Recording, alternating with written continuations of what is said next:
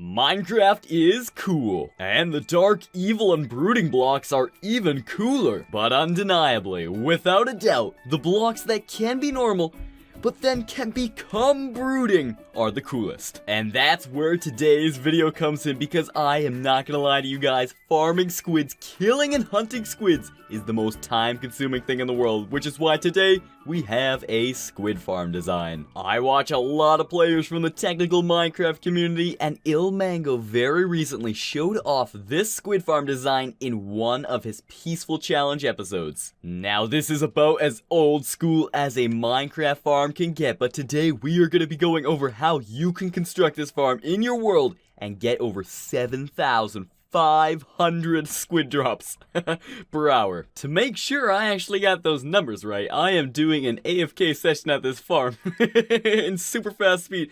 But look how satisfying that is. Okay, come on. Did it really just finish? After being rudely interrupted by the thing ending, look at that. Just those little bump doodad explosions of particles. But yeah, you can see that this farm does not mess around when it comes to squid spawns. So yeah, now to do the thing that we actually came here to do, to check the rates of this farm. You can see the counter counted that this thing drops 7,600 ink sacks per hour. That is just insane. Now that we're actually going to talk about how this super simple farm works, we are going to get next to no rates from this farm, because when I'm next to it in creative mode, this will actually stop the mobs from spawning, so don't expect to see too many squid while we're recording. So up in the top left, I've actually popped up both coordinates and the biome I am in, and so you can see that this is all river biome. All of these different water droplets are in river, but very importantly, this water is not in a river biome. Trust me, I put it in a river biome at the first, and you don't want to do that. So the way the farm works is there is actually flowing water from an upper point that the squids can spawn in. They will sink down out of the bottom or swim out the sides and fall. Down at the bottom are some oak trapdoors that keep the water from flowing everywhere. The squid will fall, drop, have everything collected by a hopper array, and this will get sent out of a dropper up a water stream and into whatever collection system you have. So you actually don't need to have that water elevator there in the background. You could just have your storage down below at the bottom of the farm. But actually, one thing that is important with this farm is the elevation. You can see in the top left corner that I am on Y64 at the moment. The top source has to be a Y64, and the bottom one has to be at, let me close this, calculations, intense calculations, 45. And down below, you can see on our little slabby area that it is at 30.5. So that is the elevation you want. 30.5 for the floor, 45.5 for that top fence gate, and 64 for this top source. So let's get right to building. What you want to do is you actually want to find a 9x9 square like we have right here, and this will be able to house your 25 spawning tubes for squids. When your farm is this size, the 5x5 of spawning tubes, you are basically maxed out by the mob cap. You could make it smaller if you'd care to, but you can also leave it this size. This will work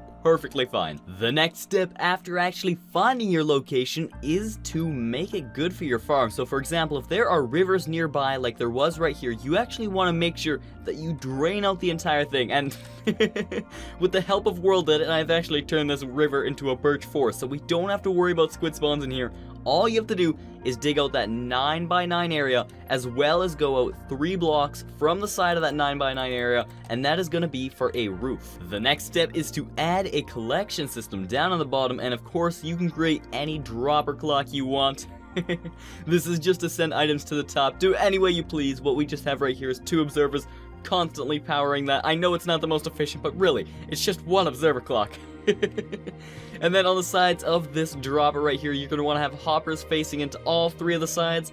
On these edges right here, you are going to bring the line out to the middle of this square right here. This is a 9x9, so you want to come right to the center. And for this one, you're going to have them coming in all the way to 1 past the outside. When you're done, it should look a little bit of a something like this. And next up is actually just to run hoppers into these main lines. And what you want to do is you want to go follow that 9x9 pattern, then actually go 1 out in each edge. So 1 over here, and one over here. So with it all in a mesh like this, it is really confusing to see which ways everything is pointing. That's why I wanted to show it before we do this. Next up, you just want to cover all of these with a bottom slab. It can be anything you want. I'm going to use warped planks because these look snazzy. There we go, a beautiful half slab contraption. Now this has to be at Y level 31.5 when you are standing on top of these. Next up, you're going to want to come to the corner, one of those corners of the 9x9 area, and just start building up. Once you've reached Y level 45, this is actually where your fence gate is going to go, and on top of it will be the water, and you're gonna go out like this, and this is just going to be your water pattern. There we go, that is what it should look like. Now of course you don't need any of that black wool there. That was just to demonstrate that this is a 5x5 area, and the next step is actually going to be placing oak fence gates around these bottom blue parts. Make sure that you have a fence gate on all of the sides and the bottom, and just do that for every single piece of the wool or the block or whatever you're using to make sure that no water spills anywhere. This is what it looks like in the end, and that is actually a lot of trapdoors. I'm not gonna lie, that is a lot of trapdoors. And basically, like you would imagine, these are going to be the water columns, so you just want to go up from each of these, or well, just rather one, going all the way up to Y level 64, make the same grid, and this one is gonna look a little different. The pattern we had down here with the black and the blue can be replicated in the ceiling, except for the fact that you're actually gonna want to make a ceiling that goes out in 3 directions from each of the pieces of the wool. That is why we made this hole a bit bigger.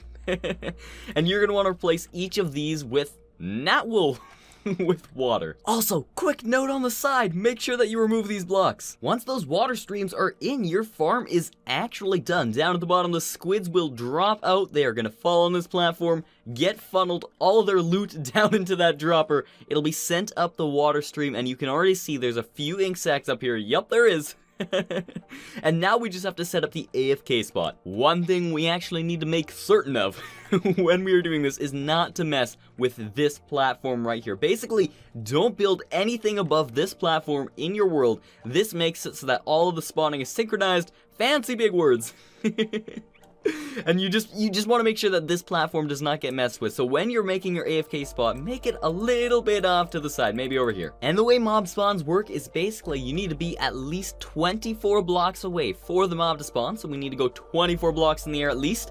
And salmon can actually spawn within a 64 block radius of you, although squid can spawn in a 128 block radius. So you want to go up 64 blocks in the air from the top of that platform. We're dealing with some pretty satisfying numbers here, not gonna lie.